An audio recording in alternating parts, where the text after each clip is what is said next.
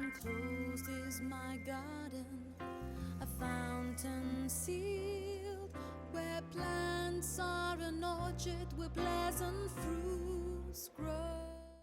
We have the privilege of speaking to Pastor Hebert from Every Home for Christ, South Africa. And he's the leader of Every Home for Christ here in this nation. And we'd love to hear some keys from him on how he has crossed cultural boundaries to bring Jesus into every home. And they've got a program that they use. Maybe you can share some about that for us. Pastor Hebert, thank you for joining us in the Christ Culture Talks. Thank you. And you're fresh from a meeting this morning. Yes. Was Jesus there? Oh, yes, definitely. Amen.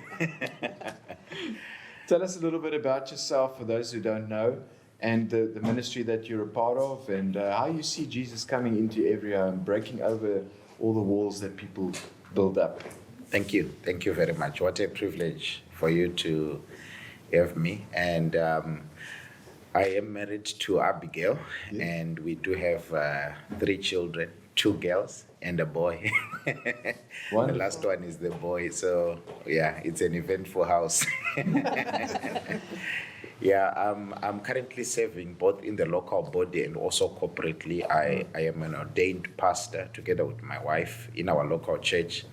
But we also serve as ministry directors of Every Home for Christ. And what that means is that we help to coordinate training and outreach activities throughout the nation of South Africa. And I was thinking about it, what an interesting question. How have we managed to cross the cultural boundaries? I think what has guided us mostly is that we focus on what needs to be done.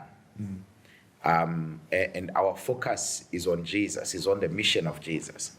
So that sort of like removes or belittles any other boundary that might exist, because what we focus on is to achieve the mission of Christ, which surpasses any other mission that may exist or boundary that may exist. So we put everybody, the whole country, the whole nation of South Africa in a bracket. And that bracket is, we want to reach every home and place repeatable gospel booklets on every doorstep. And secondly, we want to give an opportunity for everyone to respond to the love of Jesus. And with that focus in mind, it helps us to keep the objective at hand, and it helps us to overcome any other challenge. I mean, just like if you start on a trip to Johannesburg in your nice vehicle, if you have a tire puncture, you fix the tire puncture and you continue on the road north. It's not like you get confused and you start going west. Yeah. The destination is clear. Yeah. Okay.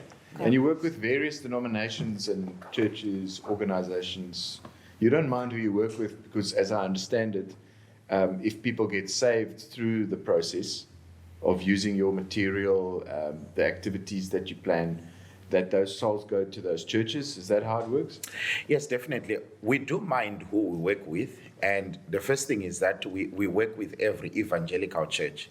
And what we mean by evangelical is we mean every Bible-believing church. Right. Every genuine church that believes on the salvation through Christ alone. Right. And the desire is that every Home for Christ in itself is not a church, and it should never be aligned to any particular church or denomination. That means that we work with all churches that are willing to participate. Right. And the good thing is that the target for the harvest always goes to a church that is willing to serve. Okay. Yes. That's great. And so you're partnering with a lot of churches. We do partner with a lot of churches. And yes. Also with Harvester Pretoria as well. You're involved with Apostle Carl there? Yes. Amazing. That's how I got connected to you in the first place. And they've actually been phenomenal partners in terms of, I think one of the things that I saw, even just generally within Harvester, is the personal touch that comes with everything, where, the people give your donkey water, but they also give you water as well. There have been issues where, Apostle Carol has come personally to sort of like stand with me. And even before I came here, I went to his office and we prayed together and he prayed over me. So Harvester Pretoria has been quite instrumental. And then you have got Harvester Heidelberg as well. Those have been quite active in terms of our partnership. It's great to know you. I've been watching your progress and hearing from them what you're doing, and it's nice to have you here with us. Finally. Thank you. But I mean, how did people receive you? You come from Zimbabwe, is that correct? Yes. How did people receive you in South Africa as a sent one of God with your mission? Did it work well for you initially, or were there some difficult situations? I should say, to be received personally, that is always a difficult situation. But like I said, when we turned to the focus and to the mandate, to the mission in particular, doors began to open, because when we introduce ourselves or we go to a place, it's not our personality or ourselves that go ahead, but rather we put the mission to say, this is what we stand for and this is what we want to achieve. Can we work together? Can we agree on this? So I must say that the response for the mission, to knock on doors and to give everybody an opportunity, has been received well.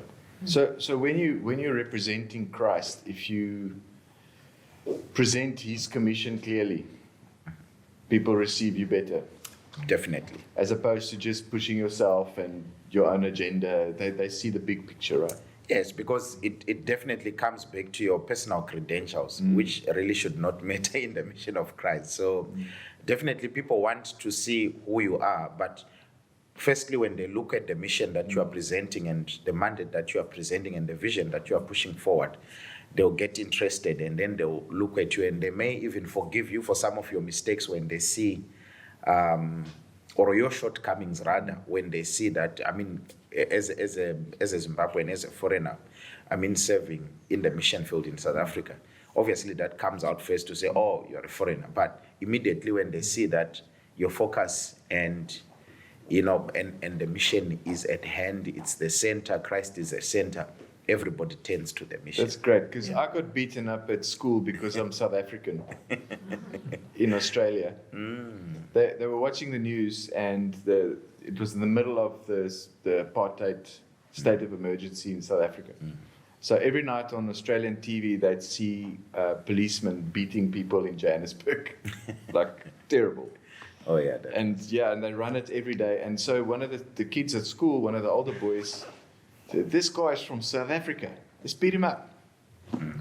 And they pummeled me that day, and didn't quite know how to take that, because it wasn't really for the gospel. It was because I'm South African.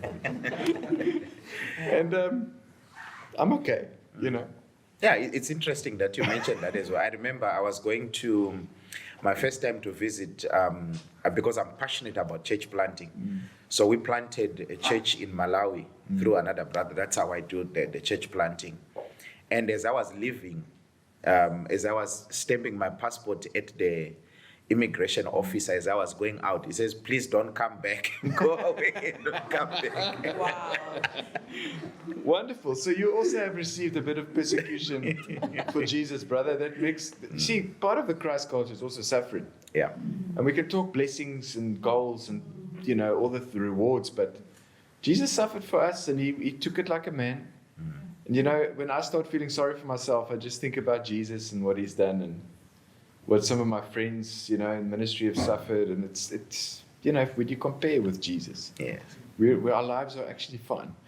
No, definitely.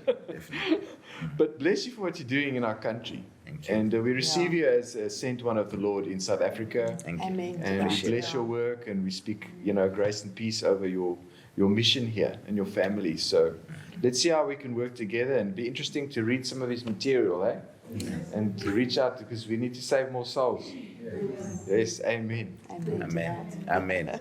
Thank you for that. I think, it's quite important for you to speak like that. In your office, in your apostolic office, to be received like that. I truly, take it quite seriously. Thank you very much. We mean it, brother. Thank God you. bless you. Thank you for taking the time to be with us. Thank you. Thank you. Amen. Yes. Okay.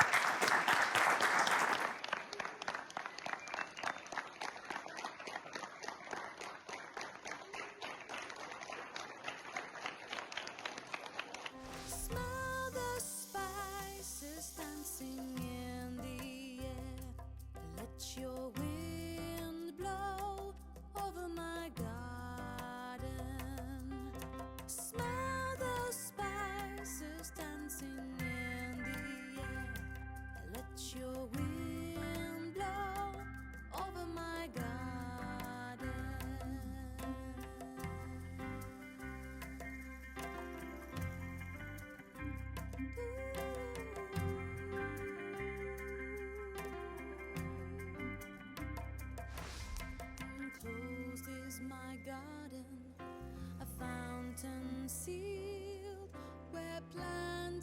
are an orchard where pleasant fruits grow.